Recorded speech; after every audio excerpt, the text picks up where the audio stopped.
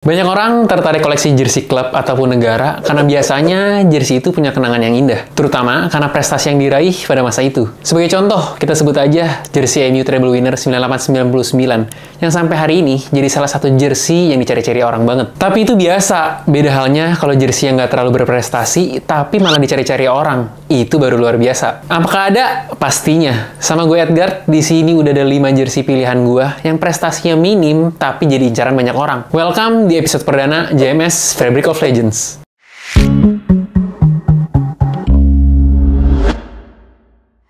Yang pertama ini nih, jersey MU yang ketiga musim 2003-2004 yang dipakai juga sampai 2005-2006. Jersey ini biasanya juga disebut jersey MU buku tulis karena putih, terus ada garis-garis horizontal warna merah dan hitam. Kalau kita inget-inget MU musim 2003-2004, pasti yang keinget sosok Cristiano Ronaldo. Ya karena musim itu jadi debut seasonnya dia di United. Tapi selain Ronaldo, musim itu MU hanya menangin FA Cup dan jadi awal MU nggak juara IPL 3 tahun ke depan sampai 2006. Oh, dan 3 musim itu jersey ketiganya MU pakai ini. Minimnya prestasi nggak jadi masalah karena jersey ini tetap dicari-cari orang sampai saat ini. Kenapa bisa gitu dan apa daya tariknya? Yang pertama, pasti karena daya tarik pemain-pemain pada musim itu. Kayak Paul Scholes, Van Nistelrooy, Ryan Giggs, Ronaldo, dan lain-lain. Yang kedua, menurut gua karena desain jersey ini punya kesan modern dari aksen garis-garis merah hitamnya di depan dan di belakang. Tapi juga dia punya kesan vintage karena pakai kerah di lehernya dan masih ada collarnya. Nah, kalau kita lihat name setnya, dia pakai font warna merah, tapi yang tegas gitu. Jadi kayak kelihatan cool banget sih menurut gue.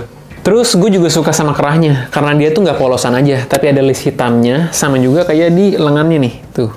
Nah, menurut gue, jersey ini cocok buat fans yang nggak mau warna yang terlalu ngejreng, tapi suka yang simple kayak hitam putihan aja. Mungkin jersey ini bisa buat teman-teman yang mungkin punya hobi motoran, tapi mungkin yang LS ya, bisa buat main golf juga tuh. Kelihatannya kece sih menurut gue. Atau buat ngopi-ngopi santai juga cakep.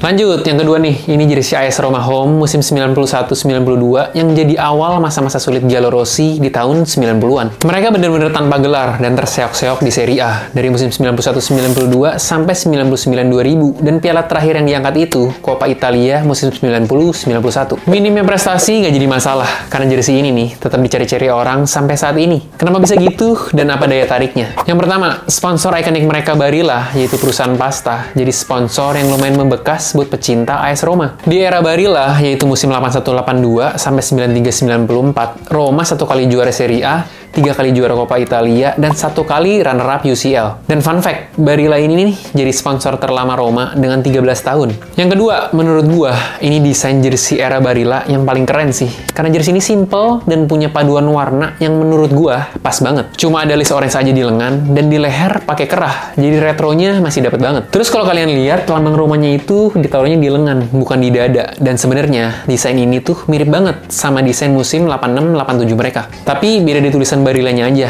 yang warna putih sama aparelnya. Bahkan musim 91-92 ini, jersey away sama third-nya juga cakep banget guys, lihat deh. Dan menurut gua, kalau jersey era itu dikeluarin sekarang ini nih, fix banget laku keras sih. Lanjut, yang ketiga, ini jersey Inter nih, musim 2000-2001, yang jadi masa-masa terpuruknya sang El Fenomeno setelah masa kejayaannya. Dia cedera lutut pada akhir tahun 1999, dan baru pulih setelah 2 tahun lebih. Jadi, musim 2000-2001, Ronaldo itu bener-bener sama sekali nggak mainin 1 pertandingan pun. Gak hanya Ronaldonya yang terpuruk, tapi Inter juga puasa gelar dari musim 98-99, sampai akhirnya dapat gelar lagi di musim 2004-2005 setelah juara Coppa Italia. Minimnya prestasi nggak jadi masalah, karena jersey ini jadi salah satu jersey yang dicari-cari orang juga. Kenapa bisa gitu dan apa daya tariknya? Yang pertama, kalau urusan desain, jersey Inter emang nggak pernah diraguin untuk dikoleksi. Selalu ikonik dengan warna garis-garis hitam birunya. Tapi yang musim ini beda. Kalau kalian perhatiin garis-garis biru hitamnya, itu tuh nggak sampai ke lengan, lihat deh. Dan bahannya tuh kayak jaring, jadi pas dipakai tuh berasa banget ademnya. Terus logonya nih, bahannya tuh kayak nyampur. Dasar hitamnya bludru, tapi logo biru sama kuningnya dari karet. Menurut gua, detail logonya sih unik ya. Yang kedua, jersey ini diincar pastinya sih karena sosok Ronaldo juga ya, yang tampil fenomenal di musim-musim sebelumnya. Di musim pertamanya di Inter aja, musim 97-98, dia menangin UEFA Cup, terus dapat Player of the Year, Best FIFA Player, terus UEFA Best Player. Lanjut 1998 di Piala Dunia, dia jadi runner-up sama Brazil, dan jadi Player of the Tournament pula. 1999, dia menangin Copa America, dan jadi top skor juga. Seakan-akan tuh dia kayak nabung prestasi dulu sebelum akhirnya cedera panjang.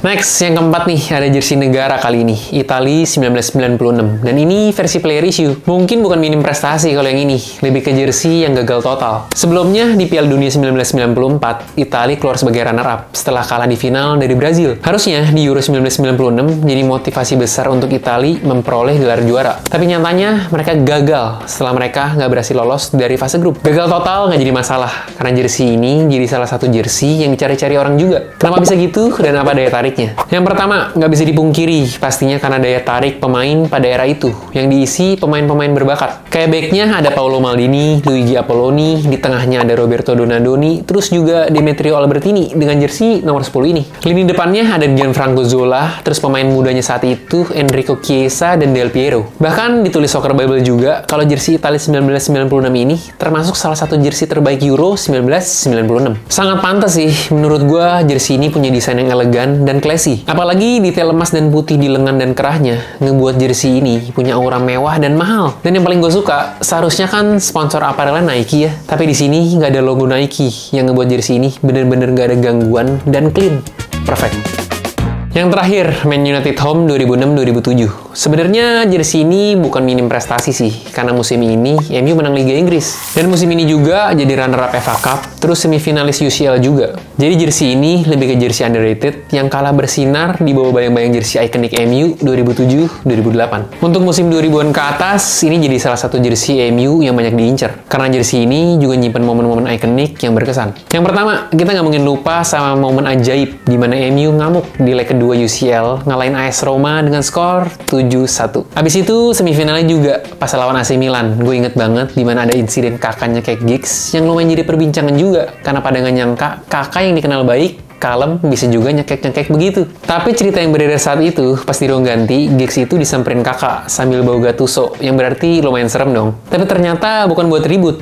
Kakak bawa Gattuso supaya jadi penerjemah, supaya dia bisa minta maaf ke Giggs. Habis itu, kalau kalian ingat, pas pakai jersey ini juga nih, diadain pertandingan yang jarang-jarang, di mana MU ngelawan Eropa 11. Jadi, pemain-pemain terbaik Eropa dikumpulin buat lawan MU. Nah, itu dia 5 jersey minim prestasi, tapi malah dicari-cari orang. Dan kelima jersey tadi bisa kalian dapetin tanggal 3 Oktober. Jadi pastiin aja kalian follow IG kita di JMS Museum, biar nggak ketinggalan info dan update-nya. Oh iya, kalian boleh dong komen kira-kira enaknya bahas jersey apa lagi nih.